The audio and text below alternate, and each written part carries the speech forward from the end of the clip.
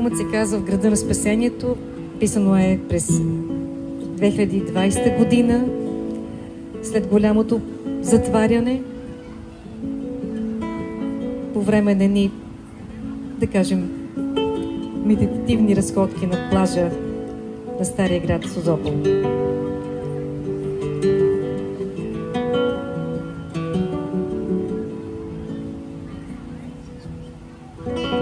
В града на спасението. Година 2020.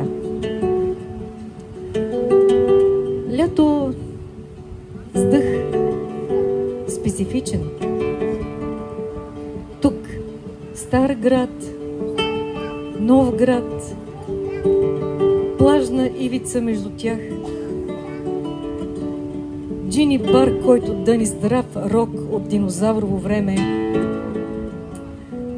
бурно море, гребени пяна, облаци, червен флаг, хора напред-назад, разхождат се, тичат, хапват банички, пият кафе.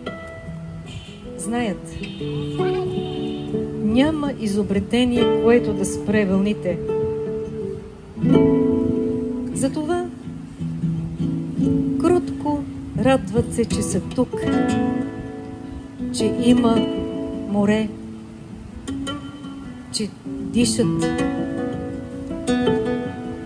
че дечица въртят се около тях с лопатки, кофички, напясъчени дупенца. В крайна сметка, всяко морско вълнение рано или късно свършва. Освен това, винаги има други плажове, флагове, брегове и купища благородни неща за вършене.